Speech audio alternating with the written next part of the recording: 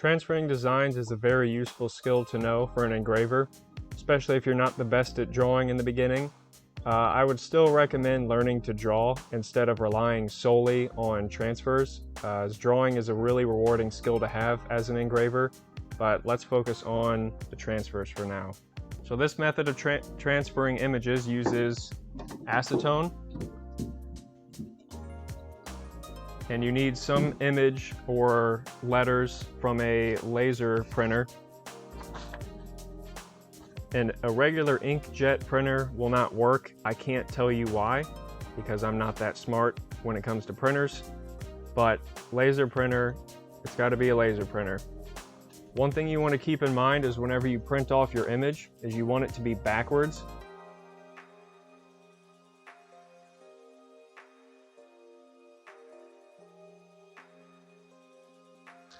So I got some nitrile gloves on. These are good for two reasons.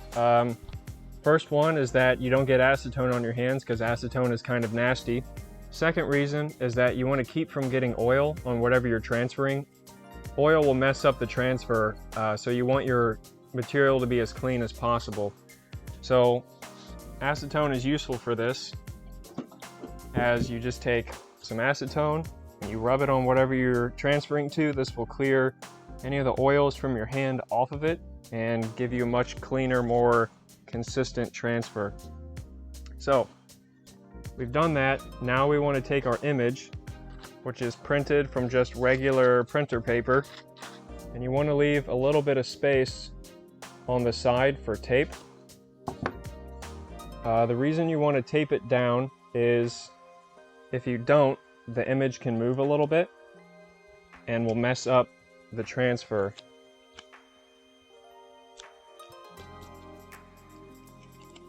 And this is just regular office tape.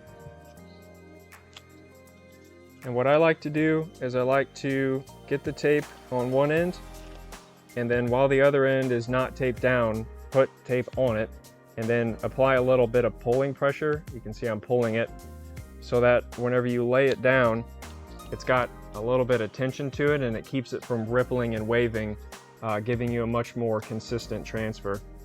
So now that you've got that, you take your acetone again and your rag, and you want to apply moderate pressure. I've found that holding your hand and applying constant pressure doesn't work as well. It bleeds the image a little bit, that it causes too much acetone to seep into the paper and it'll kind of smear around your image. So just taking moderate pressure and dragging it across the image,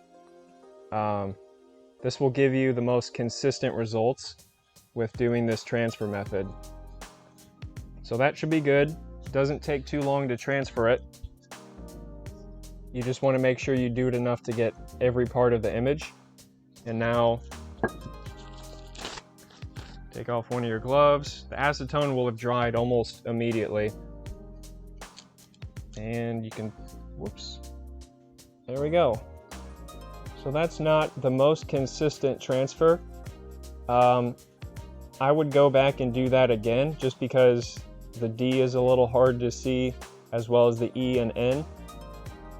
I've never found a perfectly foolproof way to do this. I've always had to do the transfers usually at least once or twice. The great thing about this acetone method is that if you don't like the way it transferred, you can just take a little bit of acetone, soak your rag, the image will come right off with acetone. And while the image comes right off when using acetone, while it's on there, it's very sturdy. You can't rub it off. You would almost have to take a sanding disc and sand it off. It's very stuck on there, which is great because as you can move your hand around with it, unlike something like a pencil, which can smear off, this will stay on your metal, allowing you to move your hand around and engrave and not disturb the image. And then once you're done engraving, you can just take acetone, wipe it all away, and be left with a clean engraving.